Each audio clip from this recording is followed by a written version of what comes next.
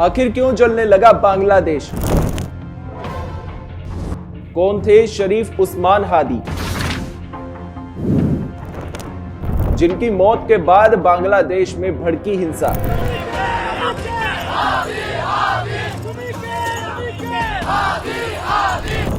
क्यों विरोध की आग में सुलग रहा है बांग्लादेश? नमस्कार, आप देख रहे हैं दैनिक सवेरा। मैं हूं आपके साथ कुश कक्कड़। पिछले कई दिनों से बांग्लादेश के अलग अलग हिस्सों में विरोध प्रदर्शन और तनावपूर्ण माहौल बना हुआ है। इसी बीच 18 दिसंबर की रात एक ऐसी खबर सामने आई जिसने हालात को और ज्यादा संवेदनशील कर दिया।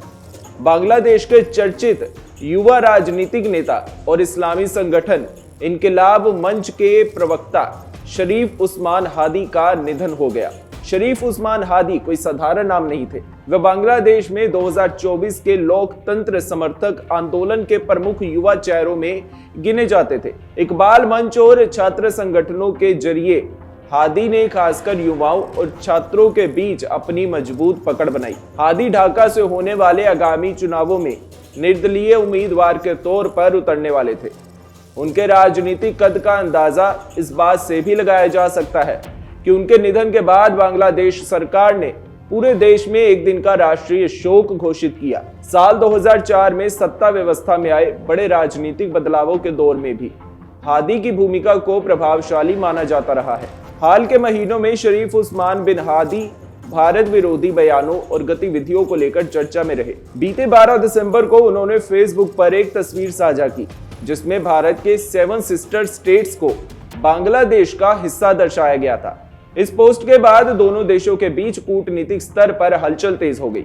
इसके बाद भारत सरकार ने राजशाही और खुलना में स्थित इंडियन वीजा एप्लीकेशन सेंटर्स को अस्थायी रूप से बंद करने का फैसला लिया। इसी दिन यानी 12 दिसंबर को ढाका में चुनाव प्रचार के दौरान हादी के सिर में गोली मारी गई। घटना के दौरान हादी गंभीर रूप से घायल हो गए। स्थानीय मीडिया रिपोर्ट्स के मुताबिक दोपहर करीब 2:30 बजे एक अज्ञात व्यक्ति ने उन पर गोली चलाई थी। इलाज के लिए उन्हें पहले स्थानीय अस्पताल ले जाया गया, बाद में बेहतर चिकित्सा सुविधा के लिए सिंगापुर एयरलिफ्ट किया गया। सिंगापुर के अस्पताल में इलाज के दौरान 18 दिसंबर को उनका निधन हो गया। हादी की उम्र महज 32 साल थी। उनके निधन की खबर सामने आते ही गुरुवार रात से शुक्रवार तड़के तक राजधानी ढाका समेत कई बड़े शहरों में हजारों लोग सड़कों पर उतर आए।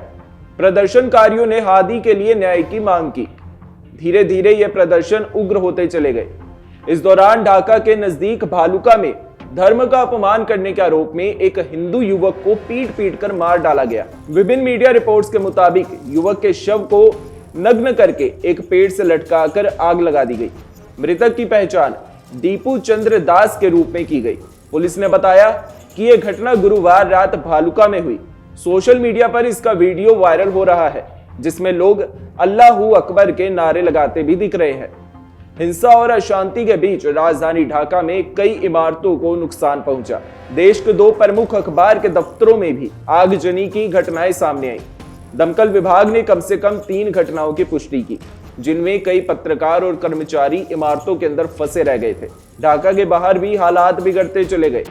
राजशाही में अवामी लीग के कार्यालय को नुकसान पहुंचाया गया। इसके अलावा पूर्व राष्ट्रपति शेख मुजीबुर रहमान के आवास पर भी तोड़फाड़ की गई, जबकि पूर्व प्रधानमंत्री शेख हसीना से जुड़ी संपत्तियों में तोड़फाड़ की खबरें भी सामने आई। बांग्लादेश की अंतरिम सरकार के प्रमुख मोहम्मद यूनुस ने शरीफ उस्मान बिन हादी के निधन को देश के लिए अपूरणीय क्षति बताया। उन्होंने एक दिन के राष्ट्रीय शोक की घोषणा करते हुए कहा कि देश भर की मस्जिदों में विशेष प्रार्थनाएं की जाएंगी।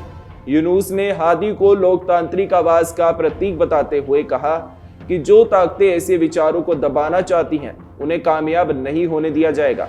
अब उस्मान हादी का शव लंदन से बांग्लादेश लाया जा रहा है। पूरा देश इस समय शोक और गुस्से में है और डर इस बात का भी है कि क्या यह हिंसा अभी और बढ़ेगी और क्या बांग्लादेश की अंतरिम सरकार इस स्थिति को संभाल पाएगी।